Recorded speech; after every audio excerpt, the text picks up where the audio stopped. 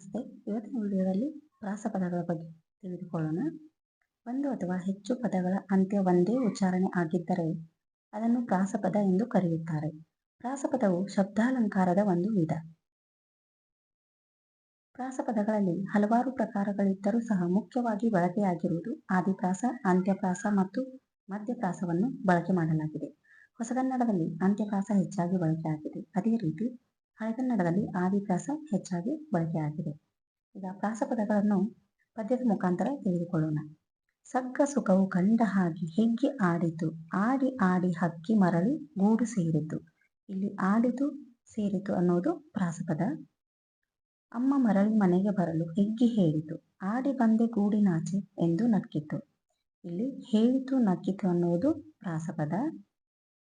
ಬಂಗಾರದ ಚಲು ಬಿಸಿಲ ಕೀಟದ ಶೃಂಗಾರದ ತಲೆ ಎತ್ತುವನು, ತೆಂಗಿನ ಕಂಗಿನ ತಾಳೆಯ ಬಾಳೆಯ ಅಂಗಕ್ಕೆ ರಂಗನು ಮೆತ್ತುವನು. ಇಲ್ಲಿ ಎತ್ತುವನು ಮೆತ್ತುವನು ಅನ್ನುವುದು ಪ್ರಾಸಪದ. ಹಾಗೆ ಇನ್ನೊಂದು ಉದಾಹರಣೆ. ಮತ್ತೊಮ್ಮೆ ಸಿಂಹ ಮಲಗಿತ್ತು, ಬಲೆಯಲ್ಲಿ ಅದು ಸಿಲುಕಿತ್ತು. ತಕ್ಷಣ ಇಲಿಯು ಬಂದಿತ್ತು, ಹಲ್ಲಲ್ಲಿ ಬಲೆಯ ಕಡಿದಿತ್ತು. ಇಲ್ಲಿ ಮಲಗಿತ್ತು, ಕಡಿದಿತ್ತು, ಸಿಲುಕಿತ್ತು, ಬಂದಿತ್ತು ಅನ್ನೋದು ಪ್ರಾಸಪದ. ಈಗ 40 ಉದಾಹರಣೆಗಳನ್ನು ನೋಡೋಣ. ಈ ರೀತಿಯಾಗಿವೆ ಉದಾಹರಣೆಗಳು. ಪ್ರಾಸಪದಗಳಿಗೆ 40 ಉದಾಹರಣೆಗಳು.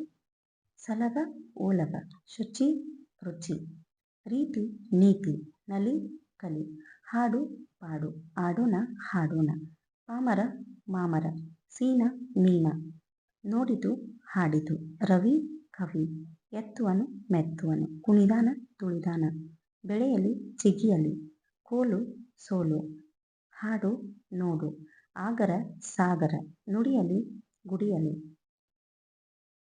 ತೊರೆಯು ಹನಿಯು, ಗಡಿನಾಡು ನಡುನಾಡು, ಅರಿಯುತ್ತ ಬರಿಯುತ್ತ, ಧರ್ಮ ಕರ್ಮ, ಜೋಡಿ ಮೋಡಿ, ಕಂದ ಚಂದ, ತೋಟ ನೋಟ, ಕಂಪು ಇಂಪು, ನೀತಿ ಭೀತಿ, ನಯ ಲಯ, ಆಡಿತು ಸೇರಿತು, ಆಡುತ್ತಿದ್ದ ಓದುತ್ತಿದ್ದ, ಒಣಕೆ ಮಣಕೆ, ಸವಾರಿ ಜವಾರಿ, ಜಗ ಬಗ, ಕವನ ಜವನ, ಬಲ ಛಲ, ಹಂಸ ಕಂಸ, ಮಾನವ ದಾನವ, ಸರಸ ವಿರಸ, ಮಳೆ ಬೆಳೆ, ಬೆಳ್ಳಾನ ತೆಳ್ಳಾನ, ಕಲಿಯೋಣ ನಲಿಯೋಣ.